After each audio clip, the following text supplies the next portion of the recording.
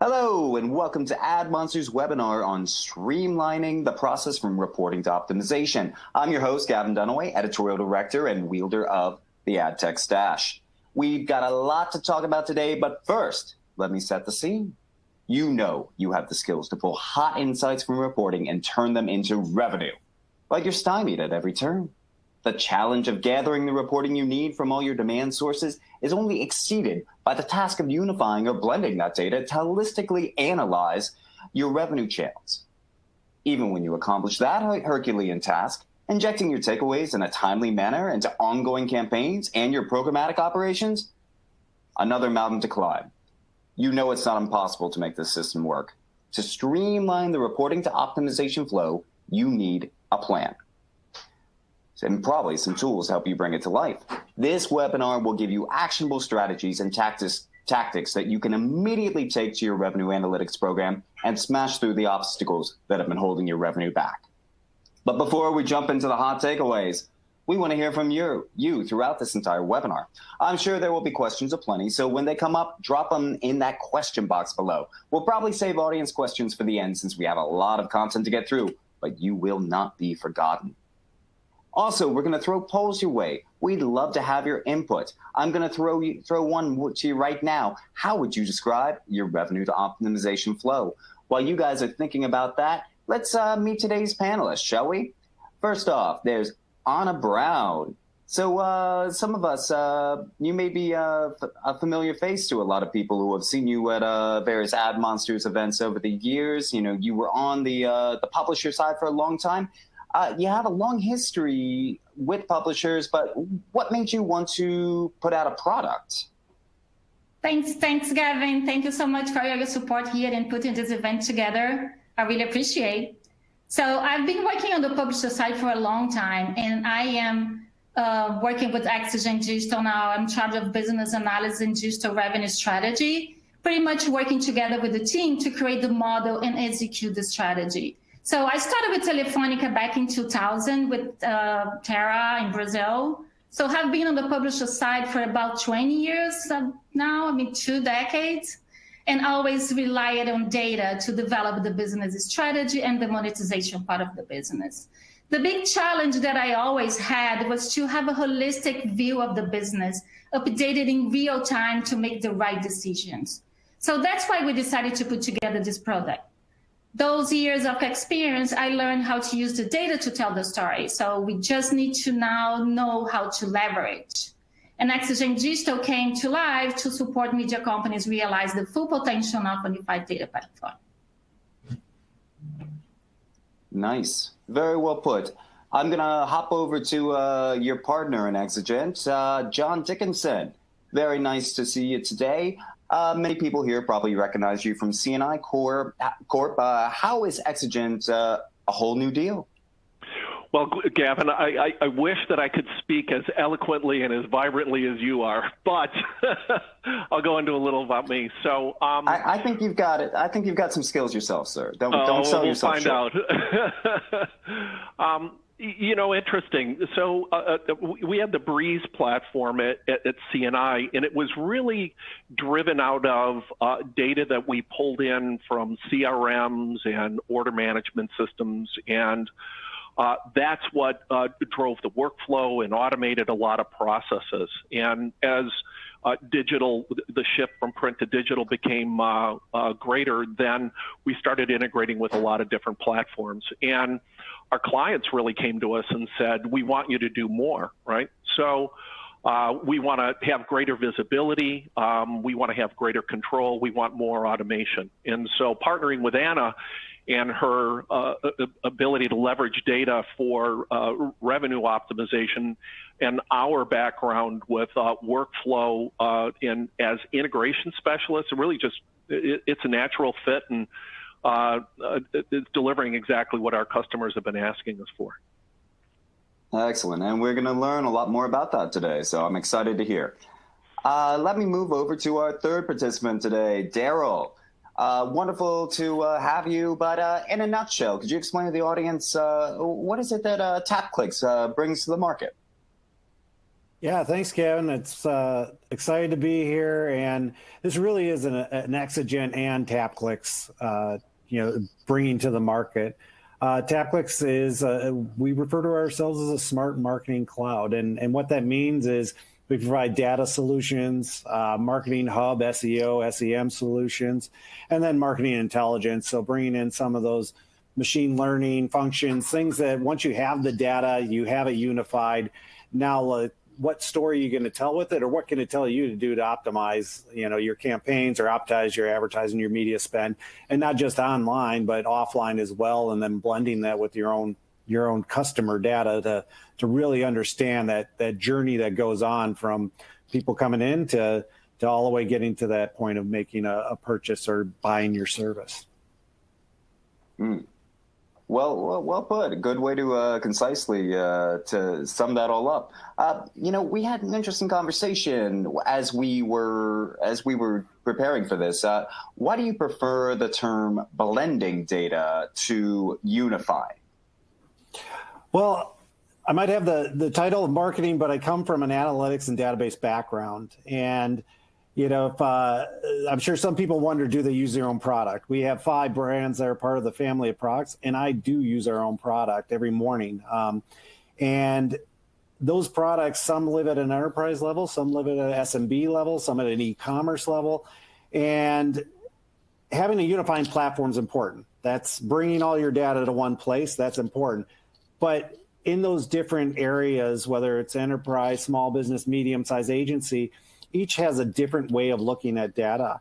And that's why I prefer blending, because where unifying brings it in, now what am I going to do with it?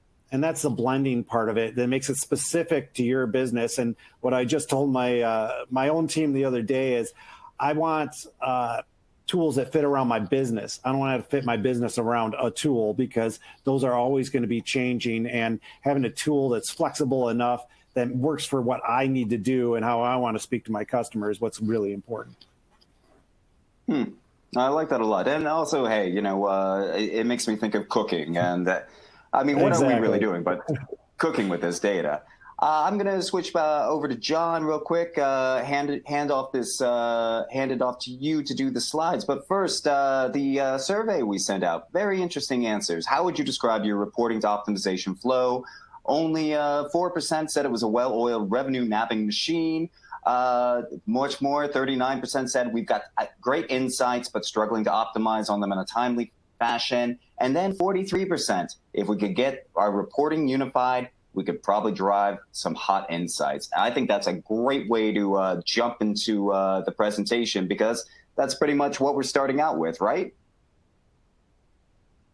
Absolutely. John, handing that over to you. Yeah, very interesting there. So as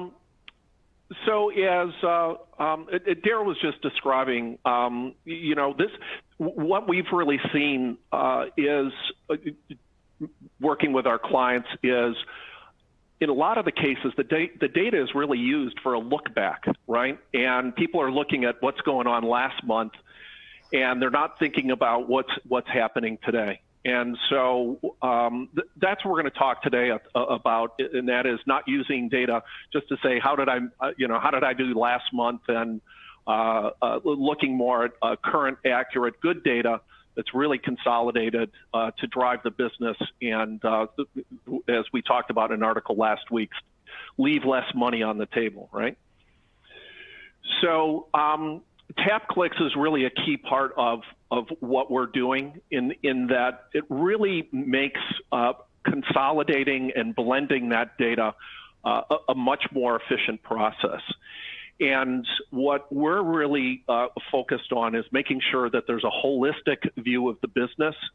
And as Anna's going to talk about a little bit later, we really think about what are your goals as a business and where do I stand today against those goals. And you can't do that unless you have everything in one place and you have it in a visualization that makes sense for the purpose.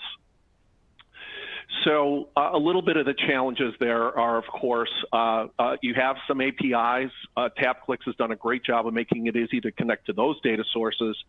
And then it can become a little bit more challenging as we try to pull data from other sources that don't have such robust connections.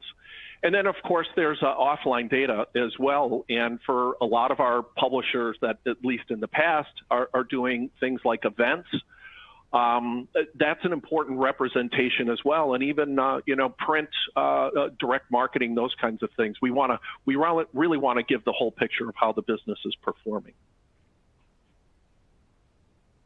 Can I just jump in there real quick with a question, John? I mean, sure. Where do you hear publishers are most stymied in kind of organizing and blending all their sources? Is it a lack of resources to hunt down the data they actually need?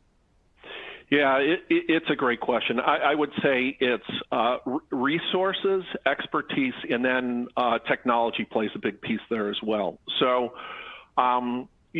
every time we talk to a new potential client, we're always hearing that, well, we have the stuff from, we have the data from Google, we have analytics data, we have audience data, all these kinds of things. But what they're lacking is things like agency data, third-party reporting data. They don't have data from, some of the Facebook platforms that don't have APIs. So what ends up happening is their dashboards represent a part of the picture. So what we're really focused on is providing the tools that fill those holes so that you have the full picture and you're not making decisions on a part of the story. So it's definitely expertise to make connections with data sources that don't have those APIs, and then also the resources to keep those things connected moving forward.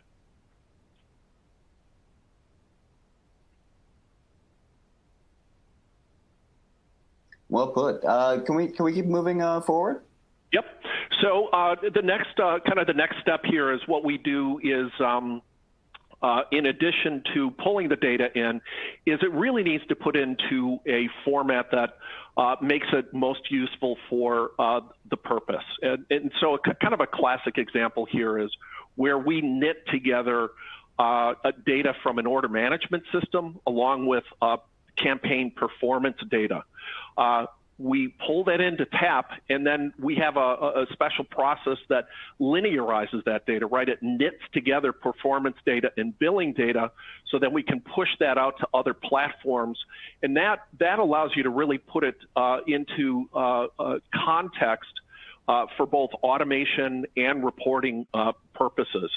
So this is a real important part of the process where you're not just taking data from all these sources. Sometimes you have to plug in little holes like missing dates or missing values that you can't get out of the platforms. And that's why this step is important right here. So I'm really going to hand it off to Anna at this point. But I guess the, kind of in conclusion where we're going to be, what Anna's going to do is what we're going to talk about is taking data and really putting it into use for specific purposes rather than general purpose reports that a lot of people are getting right now. We really think about using data in context, and that is that's an important part of Anna's overall strategy, and I'll let her take over from here. Thanks, John. So we have been working with publishers for almost 2 decades on revenue strategies, and it's all about good data and knowing how to put it to work. So before going through the cases, I want to share a little bit more about the process that we have been using with the clients. This is the model that we use to define business challenges and objectives. So it's about the same strategy that we apply to all different media companies, and we use advanced techniques to expose opportunities. So we begin understanding the business. It is really important that everyone understand what the revenue streams are and what exactly are the goals to achieve. We cannot develop a strategic and effective plan without knowing exactly where we want to be. Having all the information about the business in hand and understanding their strategy, we move into building the scenario to manage the business. So we connect all the technologies and bring the data into one place and create a unique visualization about the business. We use advanced techniques to demonstrate the same data from various angles, so we can cover all the possibilities to manage the right way. With all the data blended, we move into the step where we analyze the operation on a daily basis. We have to look into opportunities every single day. We need to be on top of performance and decide the next steps to improvements. So there's always a new initiative to develop, right? There's a new buyer, a new technology, a new product, so on. So let's make sure we have all the necessary information available to make the decision to continue or not with those new initiatives. Part of the process is also revisiting the strategy constantly. So this is the model that has been very effective.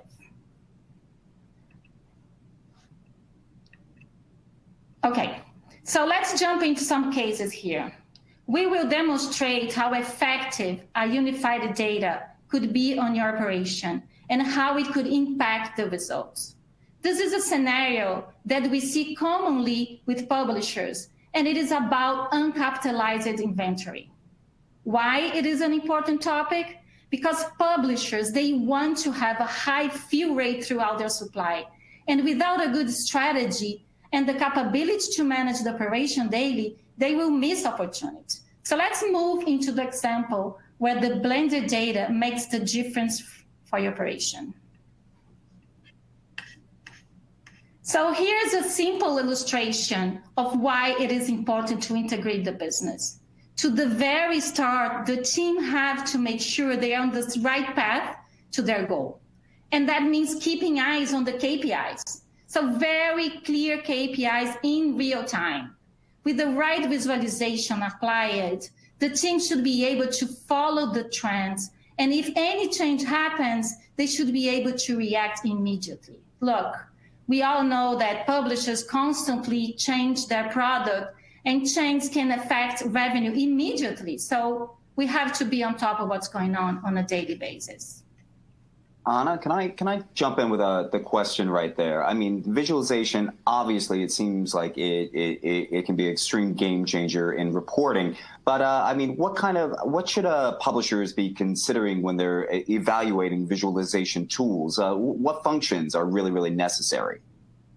Okay, good question here, Gavin. So consolidated data in one place is not enough.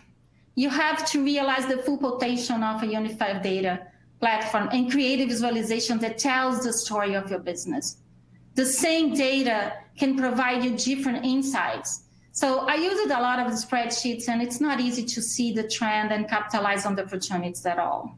Make sure the technology can provide you the tools so you can create the necessary visualizations and the capability to share different levels of data within internal and external clients. And reporting tools is also something that we should be looking for.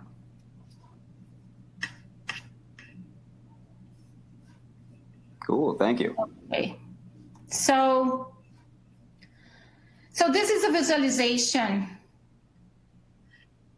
representing a medium-sized publisher and how their supply is evolving. When you look at a lot of data on high-frequency basis, you must be efficient. In this case, we can see the behavior for November and how the volume of impression is evolving. It's clear there. Because of the way the data is presented, we see the trend and easily recognize a growth on the supply beginning on the 13th. The fill rate chart confirms the growth and also tells us the opportunity to improve revenue. So we can see that the fill rate dropped as soon as the new supply got connected. So what's the opportunity and where is it coming from? Visibility is important to get some conclusions and make decisions. In this case, this publisher has 3 different channels, and the impressions trend per channel clearly presents where the growth is coming from. So here comes the next question. What are the next steps to fulfill the opportunity and increase fill rate? So the answer is to continue to give visibility about the performance. Multiple perspectives are essential. Here, the team can analyze further the fill rate per channel. This view is the layer of detail that allowed us to see exactly what's happening. The way we created the visualization helps the data tells the story. The data in blue means they missed revenue on the new supply for 2 days. I want to highlight here that if the team were to look into only 2 months of monthly data, they would probably even notice the missed opportunity. So we have to look at the data right now. What else we can take from the story? We can easily visualize that the team was able to react, so they made the necessary adjustments to the operation. We can also see here that there's an opportunity to increase revenue. So here are the golden nuggets. So that's the first case. And the message is very clear. Blended data to have the full picture of the business and find out where the golden nuggets are. So that's the second case. And I will take you through another common scenario on publishers' daily operation. It's about unrecognized revenue. It has some perspective in regards to the demand, so we will be looking at things slightly differently here. It's basically about how to manage the budget allocated by the buyers and make sure all the opportunities considered. The goal here is to achieve 100% of the delivery for this specific campaign. Once again, the team has visibility, very clear KPIs, and revenue goals. In this case, the publisher had to deliver impressions with high viewability. So with the right visualization techniques applied, we can understand what happened. The total delivery performance presents the amount of impressions expected and the impressions delivered. So we can easily see a short delivery for the campaign. So another question, so why they were not able to deliver 100% of the allocated budget? So let's look further into the data and read together the story that is available. The viewability trend presents the performance of what was delivered. It's visible that the trend in viewability was lower than the required for the campaign. The total amount of impressions delivered didn't achieve the necessary volume to generate the expected revenue.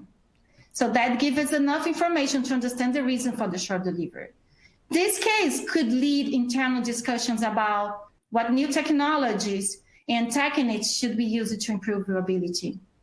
So going beyond that and continue with advanced techniques to improve operation, we can actually create more visualizations with the same data.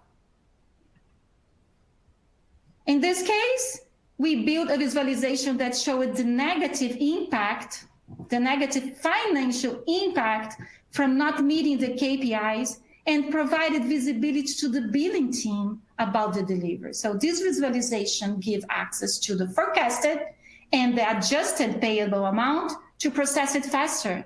So now we are talking about accelerating cash flow, improving the operation process, being more effective. So that's the second case. So those are simple but real cases. This technique could be applied to different scenarios, as every single media company has their unique business model. Anna, can I stop you right there? I was just, this case study is fascinating, and you and your team provided crucial insight. But what's your advice to publishers when it comes to garnering this kind of help from their partners, from their service providers? What kind of questions should they be asking? Yeah, that's a very good question again, Gavin. From my experience with publishers so far, I have a few recommendations. Partner with company that can provide you a unique solution related to your business. It is definitely not plug and play. It is not one size fits all.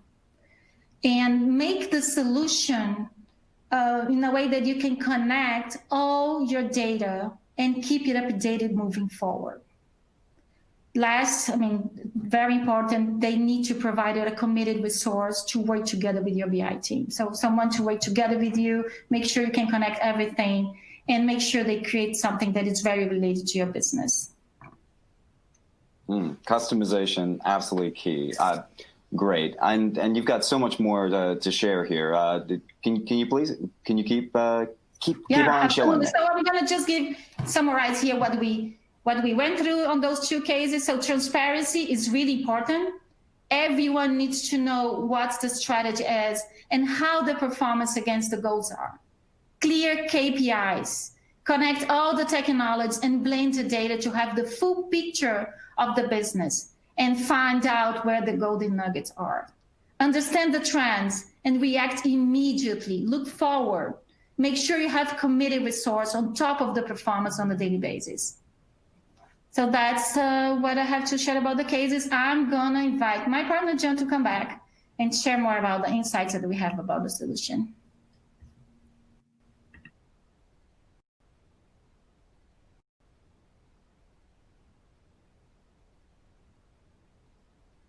John, come on down. You should be ready to go. Mute. There we go. I sounded great, though. So I'm just going to talk a little bit about ways that you can leverage a unified data platform beyond just reporting itself. And it's a way to put some hard ROI alongside of the revenue optimization that Ann has been talking about.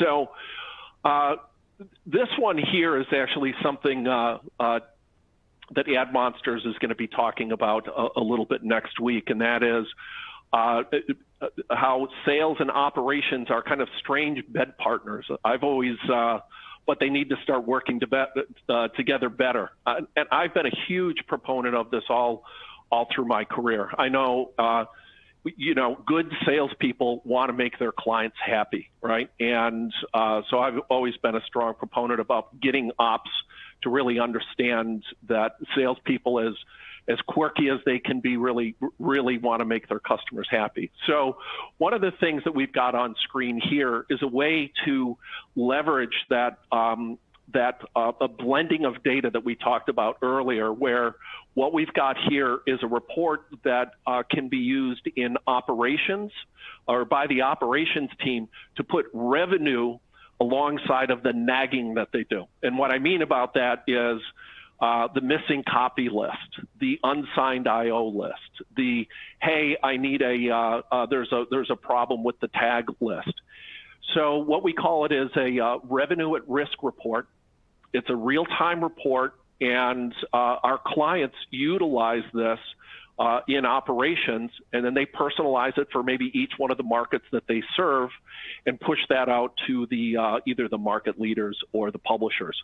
But let me tell you, just putting dollar signs alongside of those campaigns that are missing creatives, suddenly people pay attention in a way that they never have before. So a simple report, putting a dollar sign alongside of it, huge difference. This one is, I think about this a little bit differently, and one of the things that TapClicks is great about is, or one of the great things of it, is that it's able to generate these automated reports and then distribute them automatically to both internal and external clients.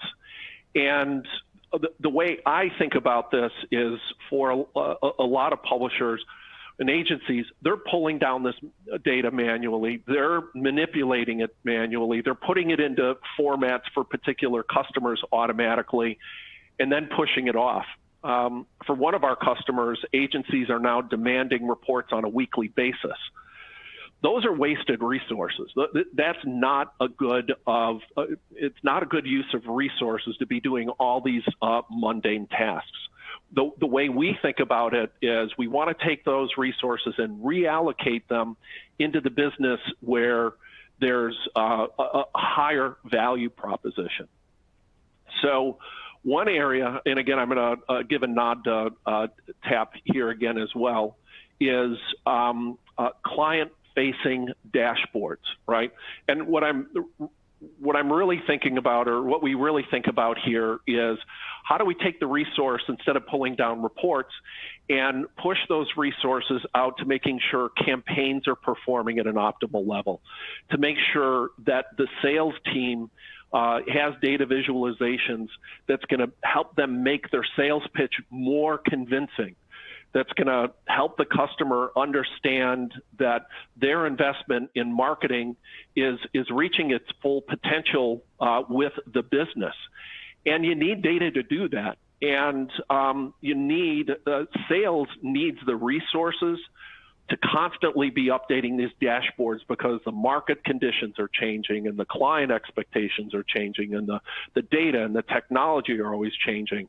And you've got to understand you've got to understand the industry, you've got to understand the data, you've got to understand the technology, and that's the challenge here, right? But my argument, or our argument, is you'd rather not have those resources pulling down reports manually. You'd rather have them here, because this is improving the bottom line on the business.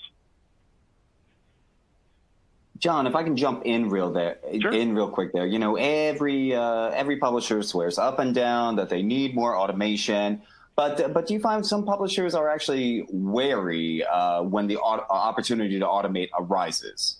Why is that? I'm thinking instant poll right now, Gavin, because I think everybody's looking for automation, right?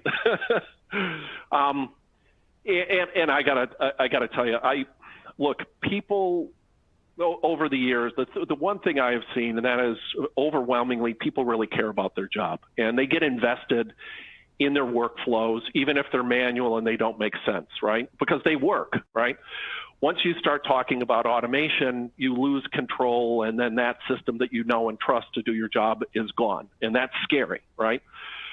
Introduce challenging economic conditions, and everything changes, because you have fewer staffs, and there's a lot more pressure you have to do more with less. So certainly tough economic conditions are a part of that.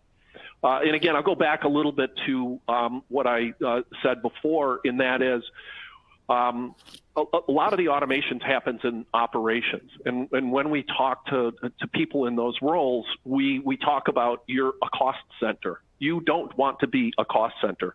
You want to align yourself with the revenue side of the business. So if we bring automation and we're automating those mundane tasks, that means you can shift those resources to the side of the business that are having a positive revenue or impact on revenue, and that's job security. And it's a hell of a lot more interesting to be doing this kind of work than pulling down reports and pasting data together on a database, or on a daily basis. Excuse me. I feel you 100%. Could I jump in on this? Yeah. This one, Gavin? Just because I understand, where John's coming from. The other thing I would say is where everybody gets hesitant with automation is having it be intelligent. We all know those reports that go out, and automation can't solve everything. So being able to have smart automation, meaning that, like I said, you don't have to do a manual check. It's you putting out the information in a correct format. That's one of the biggest hesitations I have with automation is, it just goes out, but in many cases, there could be anomaly in the data that's not caught. There could be recommendations that could be there that are missed.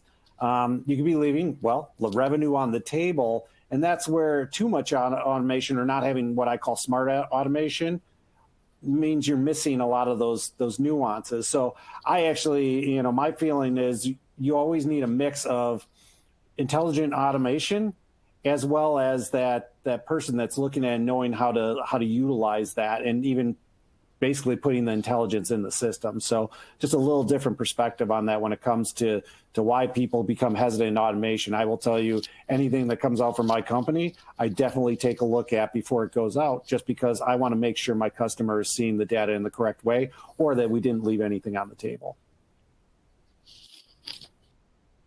Very well put. Now, John, can we go back to you? You know, something that I found really interesting. You wanted to talk about how to and apologize if I'm jumping ahead. Talking about how to insert these kind of put this automation into your billing system. Right. Yeah, it's great. Well, and Daryl's comment was spot on. And it's something we're extremely sensitive about, right? You don't want to put just going back, and it's pertinent here as well, Gavin. You don't want to put a report in front of your C-suite or your most important client that has errors in it, right? You can't do that. If you're going to be a data-driven business, it's got to be good data, it's got to be reliable, and it's got to be trustworthy. And we're extremely sensitive to that. And again, it's one of the values that TapClicks brings with their connectors is you're not worried about, you could focus on the more challenging parts because they've done a good job of, you know, maybe doing that 70-80, and we're working on the 20. So we're working actually on a project right now, 2 projects right now, where we're taking this consolidated or unified data, where we've taken performance data, billing data, pushed it into the billing platform. And what's been really interesting about this is how the clients are using it. For one client who works with a lot of global brands and large agencies, pulling in third-party reporting data, pulling in data from all these social platforms that don't have APIs was slowing their cash flow down, right? So it was taking them 40, 60, 90 days to actually get the bills out by the time they reconciled and did capping and ran all these calculations on it. So we can automate that. And what that allows for is a number of things. One is that you can certainly bill earlier at the following month, right? Because you don't have to do all this manual entry, you can bill earlier. The second thing is it eliminates those, you know, the fat fingering, as they call it, right? You mistype something and a bill goes out wrong, and that can be embarrassing, and then it also extends payments. The other really interesting thing here is one of our clients does a lot of newsletter and email blasts. Well, if an email blast or a newsletter goes out on the 10th of the month, you don't need to wait till the following month to send a bill out, right? You can send a bill out 3 or 4 or 5 days later after the performance results come in, or the bulk of them, when you can demonstrate to your client that you've met their KPIs. So again, there's a different way of thinking about data that's really going to improve cash flow, and also helps you do reconciliation as well. Make sure that what you've got in your ad serving platforms matches what you've sold, matches what you've billed. So for a lot of our clients, that again, it avoids leaving money on the table by making sure you've got everything billed.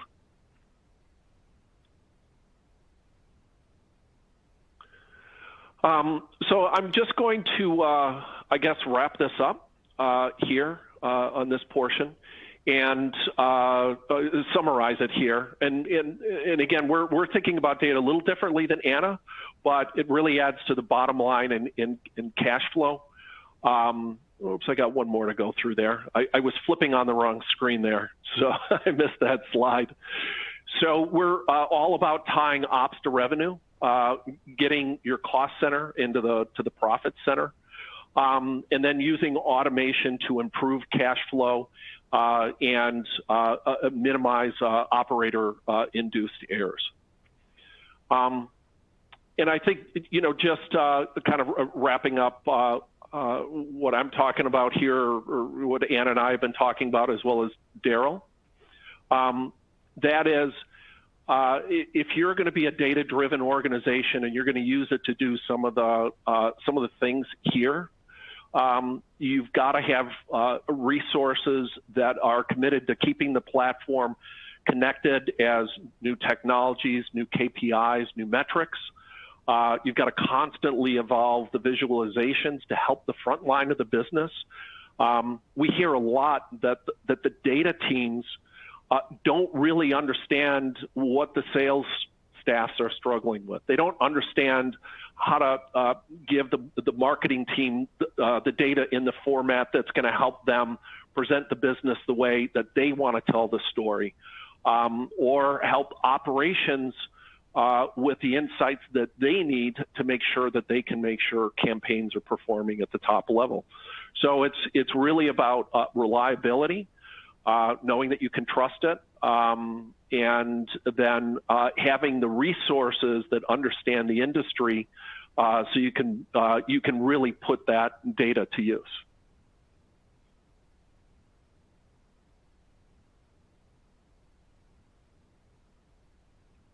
Oh, I had my mute on.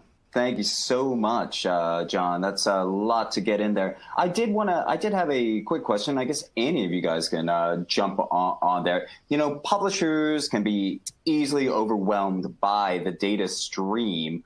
Well, you know, what's essential in determining what data elements are the most valuable? And, you know, I'm curious if DMPs should be tied into that loop as well. Daryl, you want to jump on that one?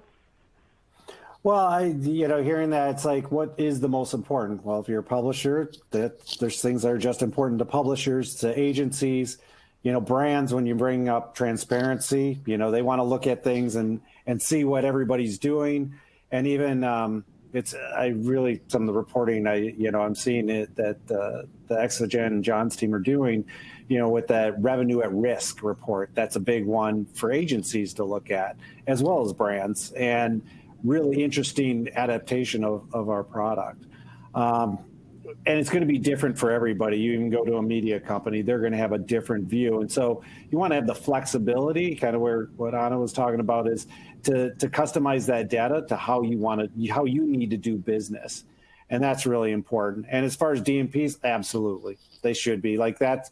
They're starting to do a part of kind of the function, and there's multiple functions in this. The DMP can be that piece that's bringing that data in, mixing it with your first party, and then maybe you do want to plug that into your finance, could be a totally different source of data. Like not to plug it, but we have QuickBooks now plugged in, and you can take QuickBooks data, you can combine that with for your DMP, bring in your ad sources. Now you have a view, and you can share those views out throughout your company. And that's, for me on my database marketer side, that's a piece. I need to be informing finance. I need to be informing my CEO, my executive team, my sales team, all the way across the board. So yeah, but then having, that system that, I will tell you, it's, again, we have 5 brands, and I look at them all differently because they all have different audiences and how those tools work. Well, that was really interesting. You mentioned the QuickBooks, and because then you're potentially chatting about being able to define like revenue per user, getting it to that granular when you have a DMP in the mix. Well, you could even go to, we're SaaS company, but all companies, a CAC type model there, when you're bringing in that kind of data and really getting into some of those SaaS metrics that, everybody, that's what we're measured on all throughout the whole, chain. Amazing stuff. So, when it comes to grabbing quality data in a timely fashion from demand partners, we went over a little bit of this, but I wanted to ask you, what should publishers be asking for? What should they be demanding? I had a recent think tank I did about what partners should be looking for their SSPs. And, actually, we even did a survey that suggested more than half just now that more than half can get APIs from their demand partners, which is awesome. But is it more than just APIs, or will APIs do the trick? Well, certainly APIs are great, but they don't necessarily have all the data you need. So they can be a little bit of work. We're working with a client right now. I kind of mentioned them before, but they deal with a lot of agencies and global global brands. And they have their own reporting platforms. And they're absolutely, agencies and these large brands are absolutely using their data as a way to work over the publisher, right? They use it as a way to increase CPMs without having to pay for it. And they do it by burying metrics within the IOs that are very difficult to hit and easily get overlooked. And then the reporting is in their platform. So the publisher's metrics and the demands of the agency's metrics don't align. So what TAP allows us to do is actually pull in data from sources like shared documents or emails, and even if we have to create a technology to log in and pull from their platform, we're able to produce visualizations that allow the media company to pay attention in real time to, okay, the demand side says this is what we're delivering for viewable impressions, but maybe the supply side is saying we're giving them a lot more, or maybe the demand side is saying, look, it's a broken tag, our creative is displaying, right? Even though the creative is displaying, demand says we're not paying you because we don't have any impressions. So it's a very important question to get this third-party data into the system and make it viewable so that you don't leave that money on the table because your numbers are not aligning. Maybe Daryl, maybe you have something on there too. Well, I'm just I'm listening to this, and that's the one thing is like our instant on APIs. A lot of the folks out there, whether Google, Facebook, the big players, they don't expose everything in the API. I mean, we get a lot of metrics, but they have some stuff that's just kept in their proprietary to their systems. And whether it's us or anyone else, as a publisher out there, you're going to want to find something that has another tool that can be, again, customized. We have a product called Smart Connector, which means you can bring any of that data in. And then that's where the unifying platform, it's the example that, from my old days of working, on the video side of things that John brought up is a very common issue. And now, now I'm going to date myself back in the old days, 2012, you didn't have systems like this. And you had that clash between publisher and agency.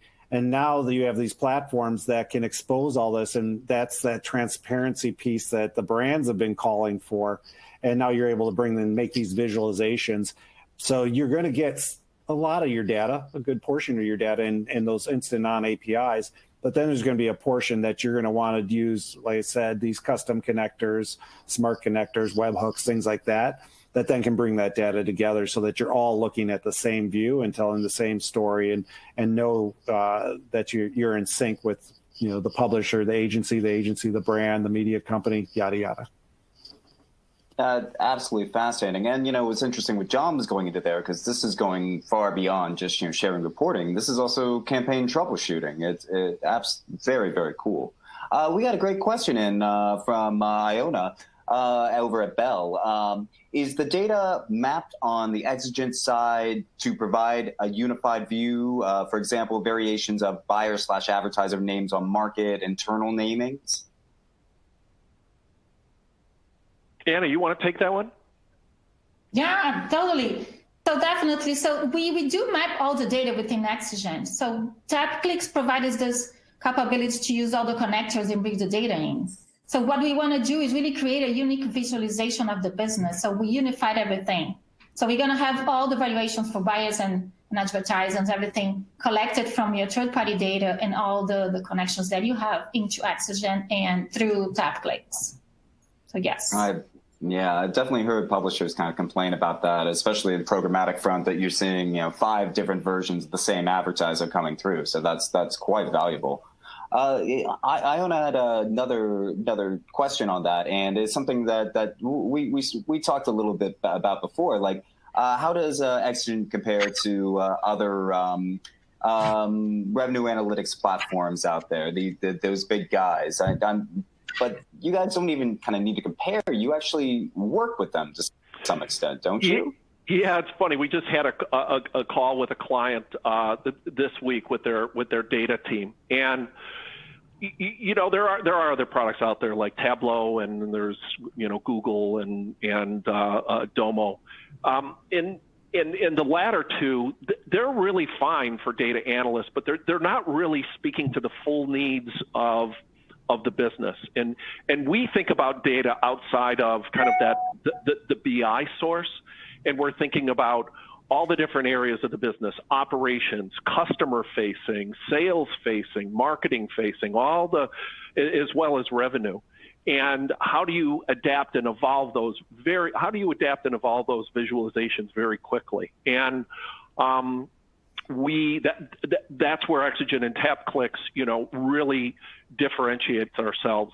Now, we still look at the data team and BI, and we understand their role in the organization, and we really approach them as complementary. They know data, but maybe they don't know the industry well. They know data, right? And they may understand how to identify trends, but they really don't understand how to apply the data for a particular cause. Or it's a distraction as they're working on a data model for the business to come off and then run a report for a last-minute presentation to a customer. And that's what we're really focused on, and that is bringing the power of data really out to the front lines of the business, where it can be applied for a much different, a very high value, but a much different purpose, very kind of tailor focus there. I actually can reference that revenue at risk report, John, that you showed. That really illustrates the difference between some of these tools out there. The Tableaus, the Cognos, the Domo tools are really BI tools, and we're great for data analytics teams. The revenue at risk report represents a workflow matrix combined with that. That's something those tools don't do.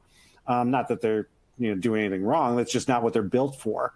And that's the one piece that when I see some of the work that Exagen's doing, and again, whether it's TapClicks or not, I'm all about bringing the best products out there. That's really cool, because now you're looking at workflow collaboration. Now you're mixing it with real metrics, and that's really powerful for marketers and people driving their business, so that they're able to again understand, like, am I going to leave money on the table, or should I be putting my dollars somewhere else? And that's kind of one of the key differences between those BI tools and then when you're dealing with an Exagen and a unified platform. Very interesting. John and Anna, you were telling me you guys actually you work with the buy side as well, which I found fascinating, because a lot of these BI tools that we're talking about, a lot of them the publishers know, they are publisher focused. So I'm curious about what kind of issues are you looking at, or the reporting needs of your buy side partners, and are they similar or really different to what publishers need?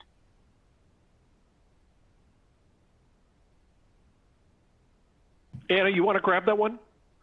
Okay. So we are working with both sides, Gavin, and the buy and sell sides are both very much connected. So I would say the work is very similar. They are both engaged with the same KPIs and need the same measurement. So it's about the same way. Both parties are working from the same data. So just probably in different ways. The only thing that we are seeing, the demand partners are measuring data at higher frequency than the supply data. A lot of money will be left on the table for publishers who don't really get ahead of this. Yeah. Yeah, I would also, I'd also say there's other tools out there, such as, we can connect into, like lead management platforms and customer funnel kinds of things, and some of the social listening tools that provide, and also competitive insights.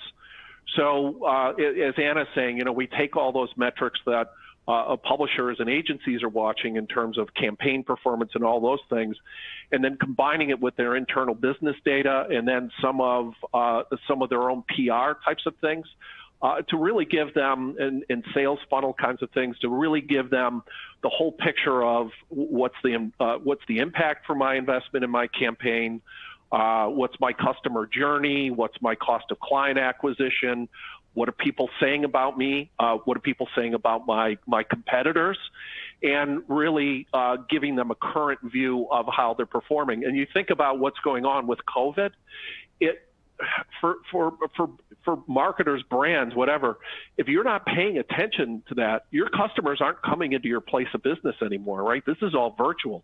If you don't have your thumb on that kind of data, it's going right over your head, and you're not gonna last long without embracing a more modern model for engaging with your clients. Yeah, that's very interesting. Sorry. I was just going to add on to that is it's not a matter of offline versus online for when you brought up the COVID example, because I'm highly involved in e-commerce as well, is the fact that you have to know when your online, offline connect together. So the social listening that you were talking about, because you're going to have people that are going to shop online. They still want the experience, a little bit of that offline experience, or, especially if you're doing, someone's looking at a menu and then they're going to pick up, and then all those pieces have to go together, and then you listen. And it just, I'm totally in agreement with you, John, right now, which is you have to have tools that are bringing all that different data together, and it's not standardized. So it's definitely a challenge for everybody out there right now to in this current environment. Yeah, you guys make a strong case for customization. I'm sorry, John, where were you going? Well, and I was just going to say, with the increasing number of sources of data, what do people do with this? A friend of mine owns a company down the street, and he gets an automated report every week. He looks at it and he throws it in the electronic trash. He goes, I don't know what the hell to do with that, right? So it's data, and then putting it to use, and that I think is the real critical piece, and that is there's so many ways to leverage it. But when businesses have trimmed during the economic downturn, where's the strategy going to come from, and then the resources to execute? And you really gotta think about that. So we're coming up against the hour, but I still had one question I was hoping I could drop on you guys. Is, as soon as the publishers in attendance get off this webinar, what do you suggest they examine in their own tech stacks and reporting system? How do they kind of start this streamlining process? Anna, you gonna pick that one up? Okay, go in. So I think with that they should collect the reports that they are using. They should find out how many of the data sources are really represented, including the data from the demand side. They should definitely regroup with their third-party data technology they have connected and revisit all the information they have available to manage the business. Those technologies are powerful, and they should be aware of all the possibilities. The next step will be to blend the data and then create the model. So yes, go get it. I think that is a great piece of advice. If you don't have like the documentation, all right, this is what I'm getting currently. That's wonderful stuff. Let me throw it at Daryl. I would say is again, look what you're doing, and then look in the mirror and go, what are my real challenges? What are the things that I really want to do? Because in our world, just about everything can be handled with data. So but some people don't want to face it because it's a hard question. Look at that question, talk to experts, and then really go, can I find the data sources to do that? Can I blend that data? And like, Anna just said, then create the model. But there is nothing in our industry. We aren't splitting the atom here. This is all stuff that can be handled with data, good modeling, and really intelligent people working together. So that I echo a lot of what Anna just had to say. Maybe you aren't splitting the atom, but you should see what's going on in our nuclear division. John, can I finish up with you? Yeah, sure. Well, I would say, I'm going to kind of maybe blend a little bit, to use Daryl's word there, a little bit of Anna's words and a little bit of Daryl's. But I think it's, is your company, does it know its goals, right? Are they in front of them, and are they measuring daily performance against those goals daily, right? I think that's the simplest analogy that I have. If you're not looking at doesn't matter what it is, campaign performance daily and measuring it against your client's goals. Your client's looking at it daily. You aren't. You got a problem, right? If your sales team doesn't have the data to understand what's going on in the market, your competitors do, right? I think it's how do you transition your business, right? This is the catalyst. The changes are happening whether or not you want them to. So every organization has to be more data-driven. So I think it's just figure out your plan to get there. Well said. Well said. Well, thank you guys so much. You know, you all talked so much and shared such great examples. And today, my golf clap is as strong as it can be. Real quick to all of you, you'll be getting a follow-up email with interesting information here, a video that you can pass to your friends to let them tune in on the goodness we all heard about today. And also, you'll get a discount code for our upcoming Publisher Forum Plus. It's going to be December 8th through 10th. We'll be talking about the issues here, as well as many, many, many more. I want to thank all my panelists and presenters today. It's been a lot of fun, and I've got a lot of ideas myself. So I hope see all you soon, and thanks for tuning in. Thanks, Gavin. Thank you.